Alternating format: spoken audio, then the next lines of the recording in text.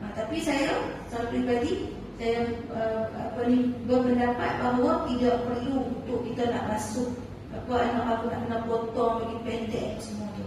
Jadi had muka kita ni, had tu dikira rambut. Bila rambut bermakna masuk dalam kawasan kepala. Itu terpulanglah. Kalau Ustaz Azhar Idrus, dia mengatakan bahawa anak aku tu nak kena potong lah macam kita tengok tuk kita ibu ni. Jadi bila benda hilang, maka terpulanglah kepada kita. Sebab tu Nabi kata apa? Khilafu ummati rahmah. Perselisihan di antara umat ini adalah rahmat. Jadi bila ada perselisihan di antara ulama tu, ikutlah kita nak ambil pendapat yang benar. Tapi penjual dia kata dia buat kajian tu semua, ayat sampai kita yakin, kita pakai. Lepas tu kalau tak betul dia tanggung lah yang tu. Tapi kalau saya secara peribadi, saya akan elokkan daripada pakai yang dijual di pasaran tu. Sebab apa? Pertama saya tengok warna dia pelik. Lepas tu macam dengan apa tu? Macam pencelup. Dia tak apa macam inai tu kan. Warna hitam yang itu terpulang sikit-sikit. Tapi kalau saya secara peribadi memang saya tak akan pakai yang tambah-tambah hak muka. Lagi saya tak beli. Lagi saya tak balik. Sebab pengalaman berlaku ke anak saya, untuk saya tak pakai. Satu anak saya kecil, satu dah ada lah cikgu sekolah start pagi-pagi. Pakai-pakai, dua hari tengok, dia keluar. Masa pakai ni macam mana nak kita nak pakai lah. Kat pasaran kita di Malaysia ni, warna macam tu lah.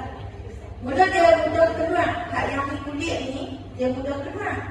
Lepas tu daripada awal pakai memang merah, kita makin kurang warna. Dua hari, keluar sekeping macam kita. Selepas tu dah sampai lah walaupun kat di pasaran di Malaysia kalau dia dakwa macam mana pun, saya bagi dalam peribadi saya itu terpulangkan pada muslimat semua, saya takkan pakai. Mata kamu tu seperti darah baik, nifas saya kecil dan seumpamanya. Masuk waktu sembahyang bagi yang berterusan dalam keadaan hadas seperti orang yang tidak kecil tidak lepas. Jadi yang ni saya nak beritahu bahawa bila orang yang ada imul hadas ataupun dia panggil sulusul bau, sulusul reh, sulusul bau ni yang jenis tak lawas tadi lah. Sulusul bau ni, bau tu ayat kencing kan. Habis dia solat dia siapa baca apa tadi ni? Macam tu lah kan. Jadi dia menjawab saya yang baca tadi. Nabi berkata, jika begitu maka disembelih kudamu yang kencang larinya dan kamu tercatat sebagai orang yang mati syahid di jalan Allah. Kita ni tak ada lah hak yang orang fisabilillah sebagaimana pada zaman Rasulullah. Kita pun tak duduk di Palestin. Tapi kita boleh dapat ganjaran mati syahid ni. Maksudnya apa? Mati syahid ni banyak kan. Dia ada syahid dunia, ada syahid akhirat. Pokoknya kita boleh syahid akhirat. Dan ganjaran, pokoknya ganjaran orang mati syahid. Jadi bila kita baca tu, kita harapkan macam ni. Bila aku baca doa ni, Allah bagi aku mati dalam keadaan ganjaran mati syahid. Contohnya mati dalam keadaan menuntut ilmu. Menuntut ilmu ni bukan nanti naik kereta, nak pergi irfan, aksiden mati, dia tu mati syahid tak. Maksudnya kita berterusan dalam majlis ilmu. Hari ni mengaji, besok lagi pergi irfan pula, malam esok main masjid pula. Maksud berterusan, kita duduk dalam apa? Hati kita ni duduk atok lah. Nak mengaji tamu, nak mengaji, nak belajar. Maksudnya kita mati dalam menuntut ilmu lah maksud dia tu. Maksud hati kita ni memang duduk atok lah. Jadual kita ni memang ada lah untuk majlis ilmu. Jadi bila masa kita baca tu, kita main.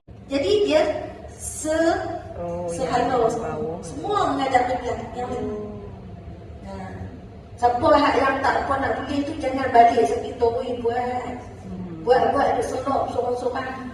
Buat sikit-sikit, ada semayang tak kerusi pun kan cuba tengok. Duduk saja buat pelan-pelan bagi dia lembut. Hak yang tak ada masalah boleh mula buat lah.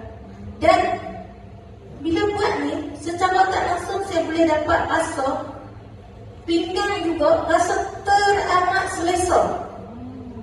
Macam nak buat lah orang sebab-sebab. Pinggang kita tu duduk berdiri lama. Lepas tu kita duduk buat macam tu, kita pergi semayang. Seorang macam tu, masa tu adalah waktu yang rehat semua untuk bahagian pinggang kita. Rasa betul.